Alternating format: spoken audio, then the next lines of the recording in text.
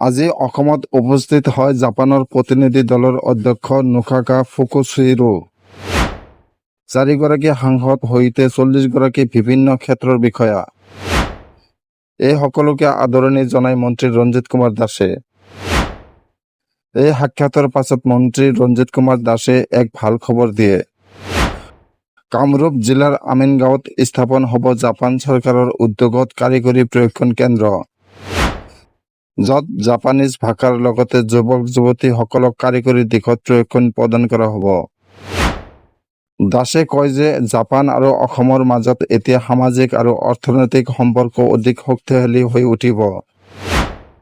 অসমৰ বিভিন্ন ক্ষেত্ৰত অৰ্থাৎ IT, নাৰ্ছিং তথা মেডিকেল আদিত প্ৰায় 50,000 গৰাকী যুৱক-যুৱতীক আত্মসংস্থাপন প্ৰদান কৰা হ'ব।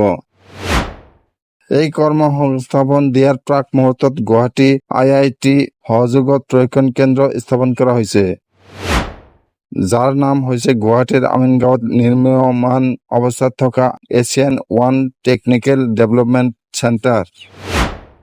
দাসৰ সৈতে আজি জাপানৰ পৰা অহা প্ৰতিনিধি দলটোৱে নিৰ্মীয়মান অৱস্থাত থকা প্ৰশিক্ষণ কেন্দ্ৰটো পৰিদৰ্শন কৰে।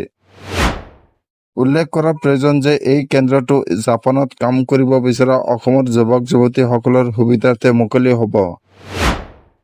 এই সন্দৰ্ভত সামাজিক মাধ্যমত পোষ্ট কৰি মন্ত্ৰী ৰঞ্জিত কুমাৰ দাসে কয় যে পৰিদৰ্শন কালত জাপানৰ প্ৰতিনিধি সদনৰ অধ্যক্ষ নুকাকা ফুকুচিৰো, প্ৰধানমন্ত্ৰী নৰেন্দ্ৰ মোদী, মুখ্যমন্ত্ৰী হিমন্ত বিশ্ব শৰ্মা আৰু ৰাজ্যপাল লক্ষণ আচাৰ্যৰ কামৰ শলাগ লয়।